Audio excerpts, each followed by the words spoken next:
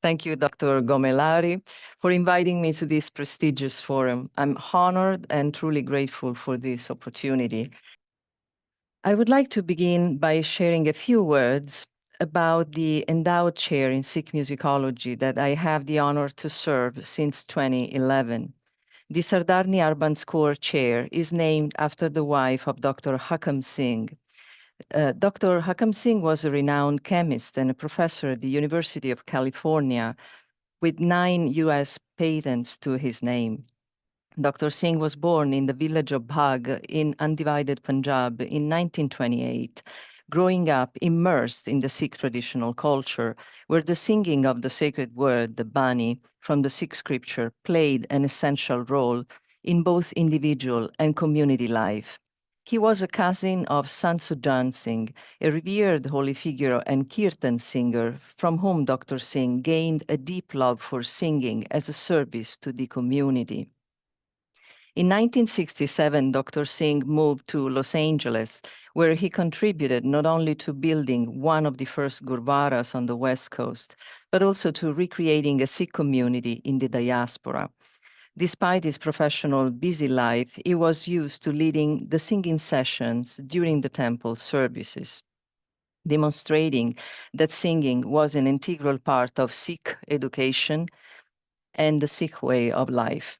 Dr. Singh witnessed the change in Sikh musical tradition when modern musical settings incorporated 20th century film and pop musical arrangements. While, as Peter Manuel observes, these twin phenomena between historical depth and perpetual change are common to other South Asian cultures. On the other hand, the Sikh musical heritage is in danger of disappearing, not only for not being taught, but also for lack of academic research on this important part of South Asian music history and religion. In the early 2000s, Dr. Singh envisioned a way to support academic research to examine, preserve, revive, and transmit the Sikh musical literature and practices as established by the founder of the Sikh faith, Gurū Nānak Dev Ji, in the late 15th century and passed on through the oral and written tradition. Building on Judith Baker's concept of the habitus of listening, this lecture explores the relationship between the literary, spiritual, and musical aspects in the early Sikh tradition, with a focus on the process of listening to the subtle, unstruck word and the multicultural soundscape that shaped the Sikh repertoire of liturgical songs, and the singing as the act of reproducing those experiences of multicultural and deep listening. Habitus of listening underlines the interrelatedness of perception of musical emotion and learned interactions with our surroundings. Our perception operates within a set of habits gradually established throughout our lives and developed through our continual interaction with the world beyond our bodies, the evolving situation of being in the world. The call to listening is consistent in the devotional literature of pre-modern South Asia, from the 12th century Bhagat Jaydev to the 15th century Bhagat Kabir, as well as reiterated by the Sikh Gurus in their poetries and songs. It is the listenings to the nature sound, as well as to the ecology of voices that compose the multicultural society in which the Sikh Gurus lived. But in Sikhi, there is also another kind of oral experience that transcended the cultural. It is the deep listening to the unstruck sound, the unspoken word, the Bani, the Shabad, emanating from a known human force. Since Guru Nanak's time, these oral experiences have also been voiced and replicated through the singing of the word in kirtan performances. As I will address later, kirtan is the practice of singing the word according to musical frameworks called rāga-s and song forms passed on orally and fixed in the canonical scripture, the Srī Gurū Granth Sāhib, in the early 17th century. Generally, but not exclusively performed in the Sikh temple, the Gurdwara, kirtan is a transversal practice that contributes to creating a distinct Sikh habitus of listening. I'm often asked whether singing kirtan according to ragas and the forms indicated in the Sikh scripture demands expertise, and if this knowledge is exclusive to musicians, particularly to those from the Sikh and Punjabi heritage, and how can this field of study be relevant in modern liberal arts education? To answer these questions, I'd like to examine the transmission of indigenous knowledges, what we may define as sonic epistemologies, or as anthropologist Stephen Feld puts it, is the listening as a way of knowing. The first Sikh Guru was born in 1469 in the village of Rai Boidi Talwandi in Punjab, the land of the 5 Panj rivers that run from the Himalayan glaciers into the Indus waters. Since the time of the Hindu Valley civilization, Punjab was the meeting point of diverse cultural, linguistic, and religious groups.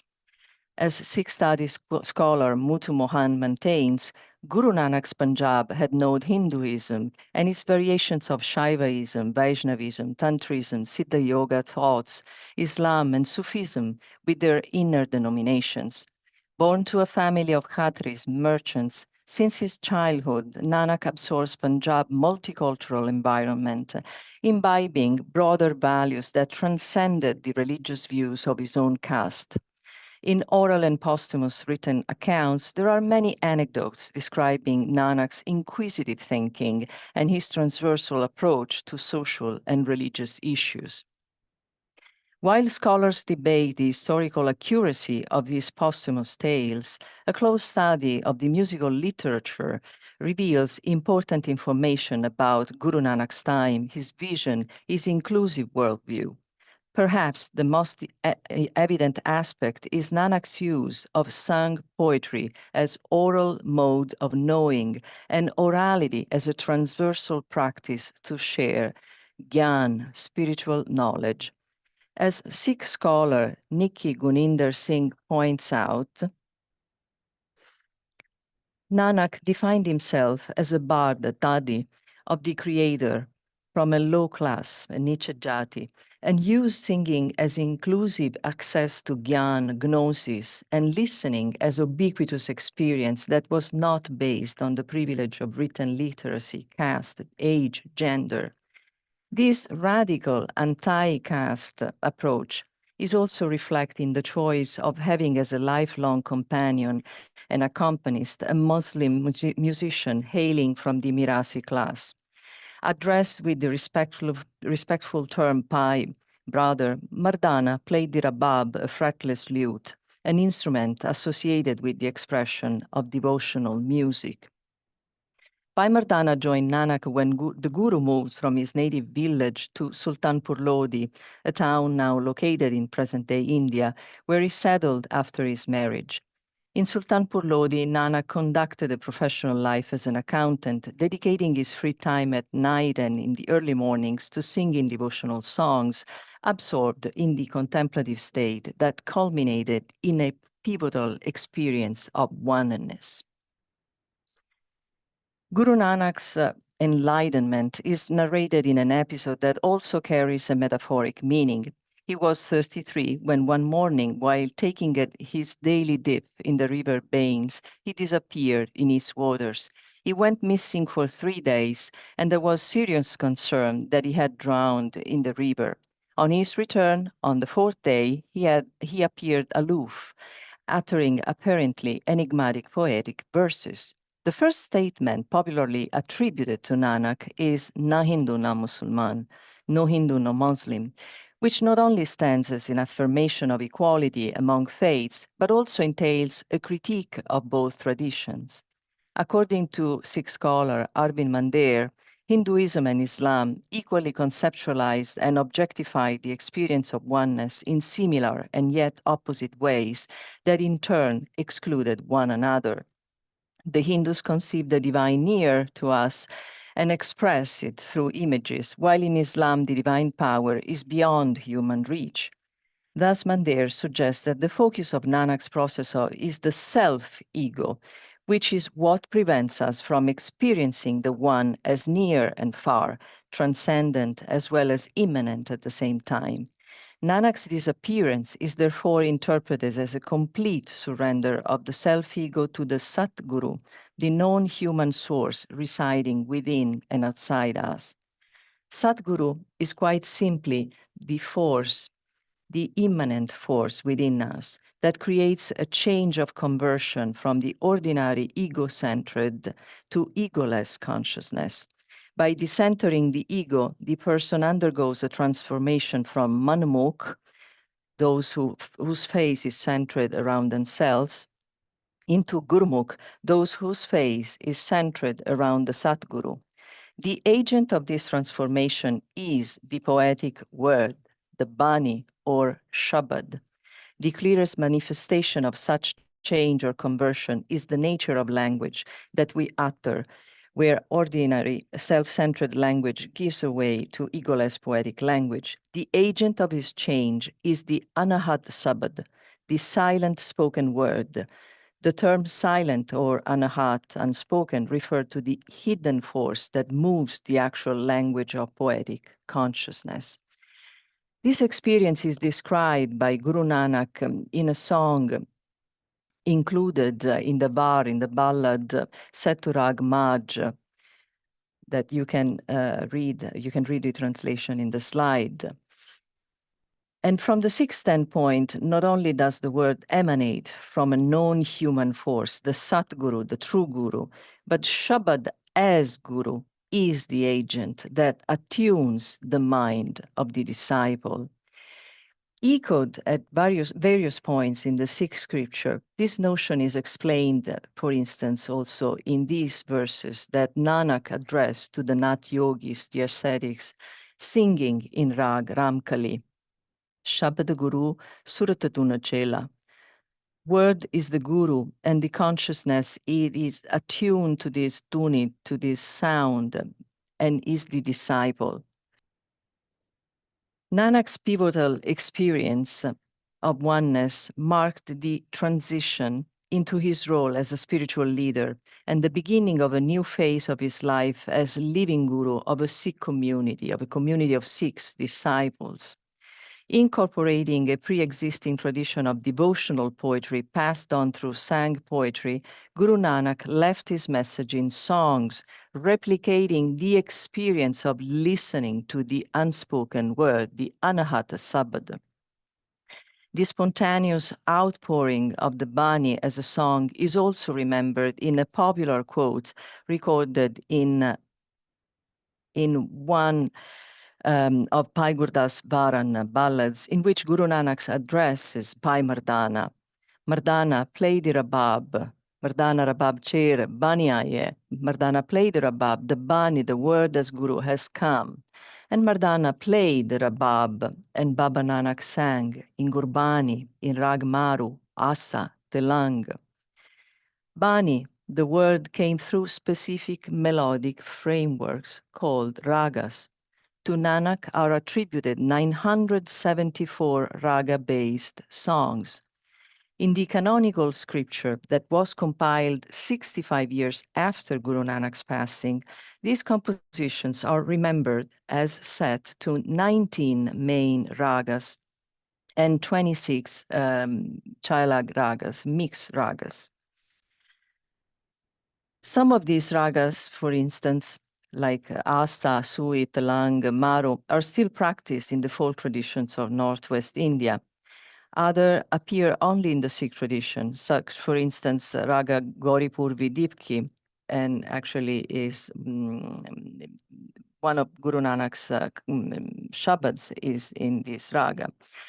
And there are ragas that are not originally from the Punjab region, which are a testimony of Gurū Nānak's listening practice during his travel activity known as Udasi. Cross-referencing the information in the canonical scripture with oral accounts, we know that after the sovereign experience in Sultanpur Lodi, For the following 22 years, Gurū Nānak traveled extensively within and beyond the Indian subcontinent. In his Udasi Yatras, Gurū Nānak journeyed in 4 directions, from southeast to northwest up to the Arabian Peninsula, where he also supposedly reached Mecca and Medina. Accompanied by Bhai Mardana, Gurū Nānak visited renowned pilgrimage sites where he encountered congregations of practitioners and devotees from Orthodox and heterodox Muslims and Hindu traditions. While collecting the knowledge carried in the devotional songs of their traditions, these encounters also generated imaginary dialogues and critical responses that Nanak sang in his rāga-based Shabbads, as I will discuss later. Gurū Nānak's 974 Shabbads constitute the ground of a poetical and musical repertory that flourished during the time of the following 9 gurus, between the late 15th century and the early 18th century, remembered by the Sikh Panth, the community, by way of listening, reciting, and singing. The songs also worked as oral and aural modes to share the Sikh Guru's teachings. Sikh scholars, however, noted that Gurū Nānak's urgency in preserving this knowledge is also in a written form. The hypothesis that early forms of Sikh scripture trace back to Gurū Nānak is corroborated by the analysis of some of his compositions, as well as by recent studies of manuscripts that predate the formation of Sikh scripture. It was only with the second Guru, Angad, that a distinctive script called gurmukh was developed and eventually used for notating the text of the Shabbads and the name of the ragas to which the songs were set.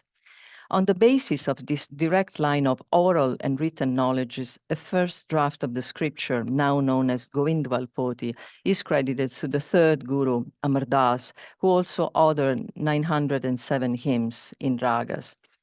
By the early 17th century, the number of musical and poetical compositions had increased to more than 5,000, with the contribution of the fourth Guru, Ram Das, who added another 11 ragas and 679 compositions, and then the massive input of the fifth Guru, Arjan, with 2,218 of his songs. As Pashora Singh notes, Guru Arjan inherited a large body of sacred verse when he assumed the office of guruship in 1581. There is enough evidence that in 1604, based on previous manuscripts that predated his guruship, the Sikh Guru compiled the Adi Granth, the first book, the primary version of the Sikh scripture. Written in gurmukh and articulated in more than 20 vernacular languages, this volume contains the lyrical hymns written under the names of the first 5 gurus, and it includes also the verses and the raga-based songs attributed to saint points of the Bhakti as well as the Sufi traditions of the 12th to the 16th century. The same schema was preserved also in the later version of the volume, now known as the Gurū Granth Sāhib,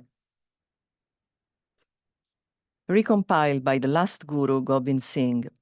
In this Granth, the 10th Guru added 116 hymns and a new raga, Jai Javanti, credited to his father, the 9th Guru, Tegh Bahadur. And before his death, Guru Gobind Singh attributed sovereign authority to the Guru Granth Sāhib and the sacred word, the Bani, as the sole living eternal Guru of the baptized Sikhs. This volume, reaching a standard format of 1,430 pages, is divided into 3 main sections. The first is a short section from page 1 to 13 that includes the prayers for early morning and hymns for the evening and the night. The last part of the Granth, from pages 1353 to 1430, is a miscellaneous sections of short verses by the Sikh Gurus and poet saints, including hymns in praise of the Gurus composed by the Bhatts, the court poets. But the main corpus of the Adi Granth, spanning, and the Guru Granth Sāhib later, spanning from pages 14 to 1353, is constituted by a vast anthology of hymns arranged by musical and poetical criteria. As a primary subdivision, the Gurus organized this central section of the Granth in musical chapters according to 31 main ragas. Within each musical segment, the hymns are archived by their authors and by poetic forms, from the shortest to the longest. Notably, there is no indication of the rhythm and the structure of these heritage compositions that have been passed on orally until the notation system came into use in the 20th century. The musical structure of the Gurū Granth Sāhib, with the headings, indicate that the melodic framework of the ragas, and this is a list of the main ragas in which the Srī Gurū Granth Sāhib is organized. So the musical structure of the Gurū Granth Sāhib, with the headings that indicate the melodic framework of the raga and the song form in which the verses were sang, may raise questions about whether those who are indicated as the author of the verses, and this is an example, for instance, where you see the name of the raga, and then Mahela Pela, Mahela 1 first means the first Guru, Gurū Nānak in this case. So there is a question whether those who are indicated as the author of the verses were also the singers and the composers of the music. I argue that we must put this question in perspective, as perhaps we are seeing the issue through 20th century lenses, and this question may come from a modern Western approach that divides the musical, the spiritual, and the literary. I rather suggest examining the role of singing in the ecosystem of spiritual traditions of pre-modern South Asia, where Gurbani presents common traits with other raga-based kirtan traditions that use devotional padas, poetic verses set to rag and big tals, laid on fourfold Drupad song form, Astayantara Sancharya Bhog, as I will describe later, and are collected in anthologies that use ragas as an organizing principle. Kirtan. Kirtan is an umbrella term that in Indic culture came to designate the singing of devotional songs articulate in vernacular poetry and in some traditions set to predefine melodic frameworks, the ragas. Derived from the Sanskrit root kirt, to glorify, kirtan is often translated as praise song, and it is mainly associated with the congregational worship of Hindu deities. Kirtan acquired popularity in the medieval oral and written Bhakti literature across South Asia, from Bengal to Punjab. In Sikh culture, kirtan is based on the singing of the word as a guru, transmitted in the scriptural hymns, and this must be the focal point of attention of the listener's mind. Therefore, the genre is also known as Shabad Kirtan or Gurbani Kirtan. Kirtan is a selfless service, a seva, and with this regard, I use the expression liturgical songs to refer to the Greek root of the word liturgeia, meaning public service, public work, leitos ergos, to the community. There are various ways and contexts in which kirtan is offered, from the plain congregational singing to the solo performance of temple musicians, the ragis and formerly rababis, specialized in the singing of the Shabbads according to the ragas and the poetical forms indicated in the Gurū Granth Sāhib.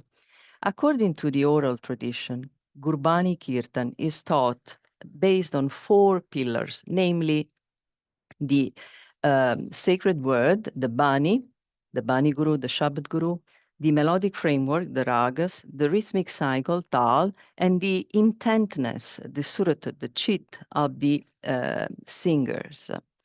The 13th generation Kirtanya and revivalist Bible deep sing maintains that although the word is the most important among those, Gurbani Kirtan is a combination of these aspects. Gurbani, or the Shabad Guru, is neither Rag, Tal, Surti, nor Surti are accorded the same status, even though without them, he says, Bible Deep Singh says, Gurbani Kirtan cannot exist. Of these four pillars nowadays, the raga is the most neglected and the least known. Modernity, globalization, the social and political disruption that affected the Sikh community over the past 100 years contributed to destroying the habitus of listening and the oral culture that for centuries sustained the knowledge and the practice of the raga-based kirtan repertory. This explains, perhaps, why today singing the Shabbats according to the ragas requires a training. In this talk, I do not have time to elaborate on the oral heritage and what survived to this day, but I would rather focus on the canonical scripture, examining from a musical standpoint the sonic and poetic forms that compose it and how they represent a mosaic of diverse voices and yet constitutes a musical, spiritual, and literary unified experience, inseparable experience. If we imagine the scripture in its sonic dimension, it still speaks of the culture in which the gurus were immersed and how they envisioned singing the sacred word, the Bani, as a way to recreate a pluriversal world. Anthropologists Stephen Feld maintain that whatever they are, human histories are histories of listening. Songs are acoustic ways of knowing, tracking orientations to the world through sounds. They constitute a cartography of social relations. The Sikh gurus heard the voices of the other as songs, echoing pluriversal values, forming them into melodies and compositions that could express the complexity of revelation through heterogeneous sonic forms, rather than an ideological and monolingual truth to convert the other. The Gurū Granth Sāhib musical forms call for cross-resonance within and between traditions.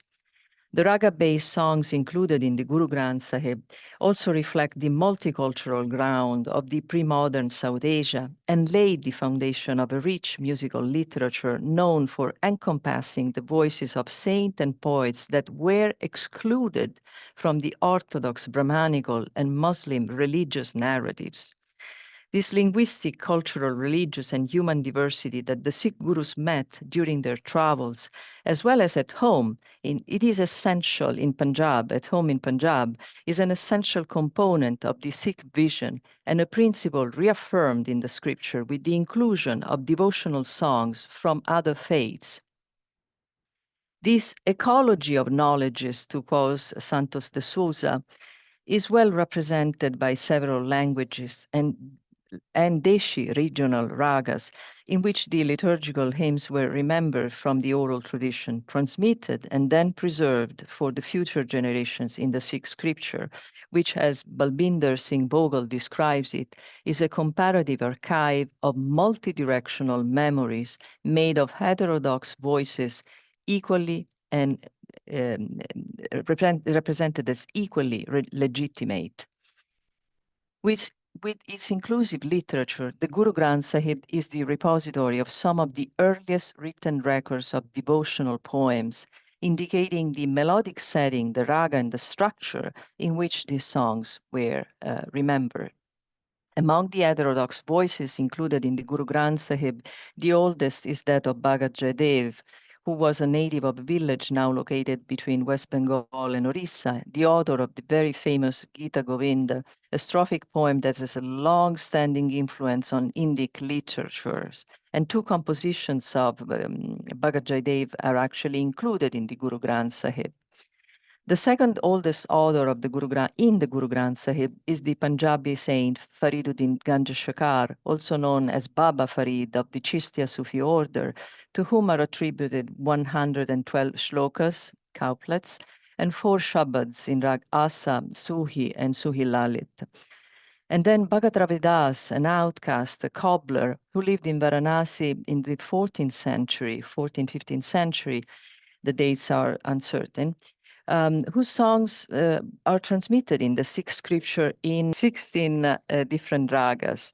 And then Bhagat Namdev, Surdas, Ramanand, Bhagat Sain, Trilochan.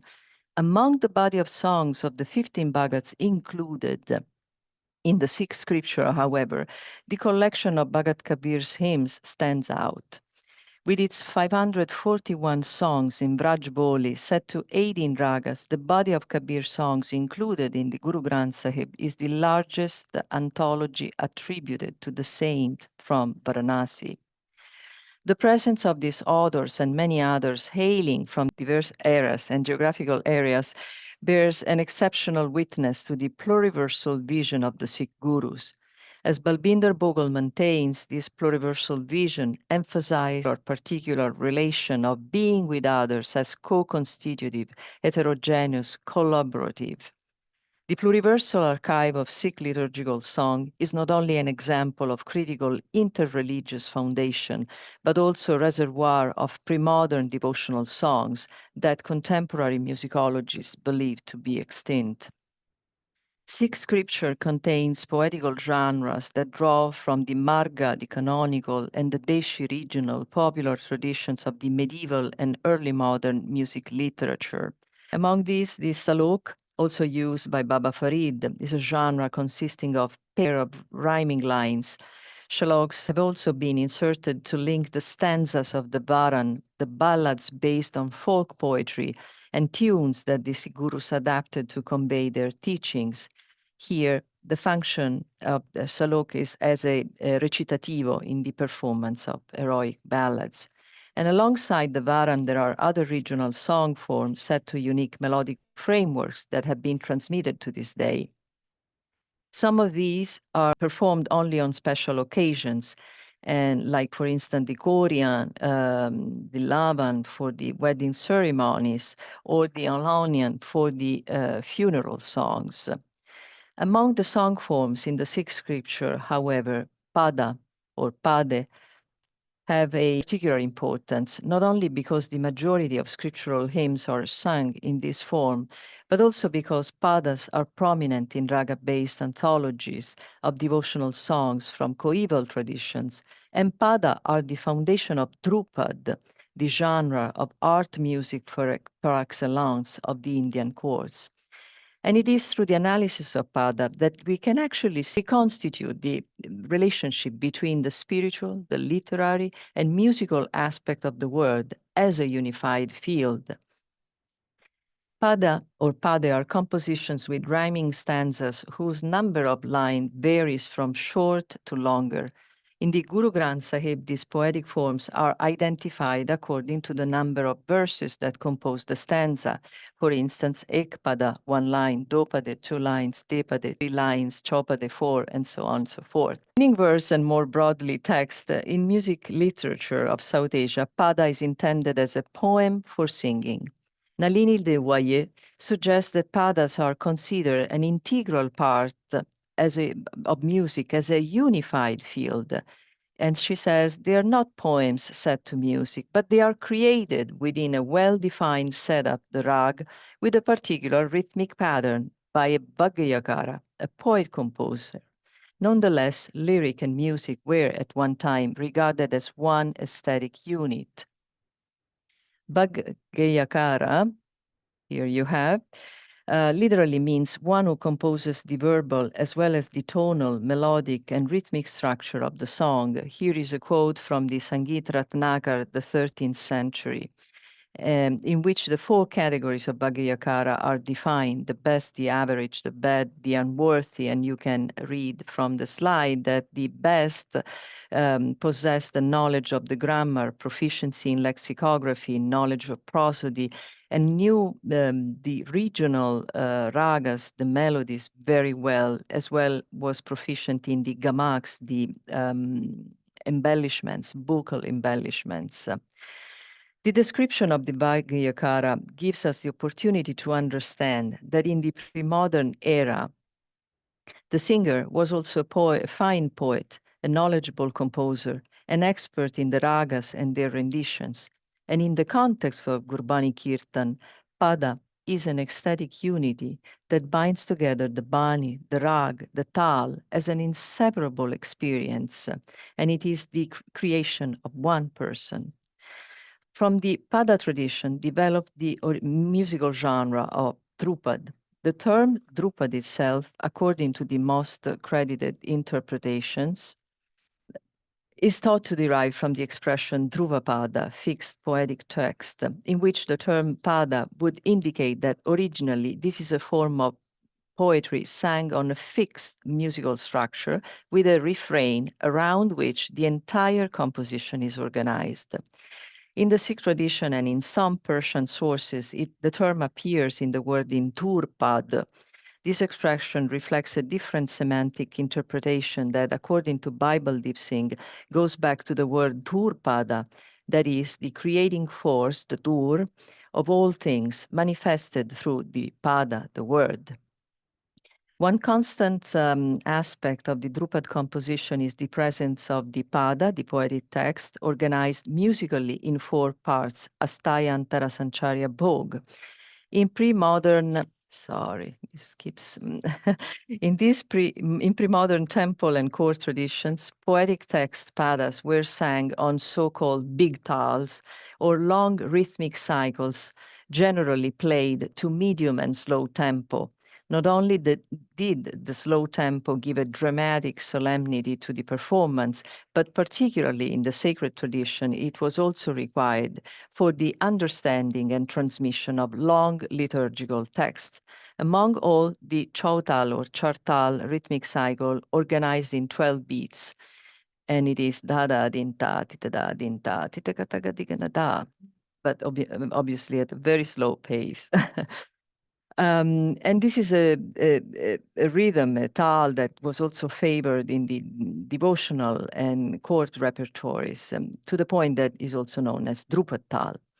The element of Drupad as a unity, the 4/4 structure, and the Drupad tal are also found in pre-colonial traditions that collect their padas in anthologies organized by ragas. The devotional Drupads preserved in the Vaishnava congregation of the Vraj region are included, for instance, into main kirtan forms, the Samaj Gayan and the Haveli Sangita. The Samaj Gayan, literally meaning the congregational singing, and refers to those padas sang according to a responsorial form in which the lead singer exposes a phrase, then repeated by other singers in the group.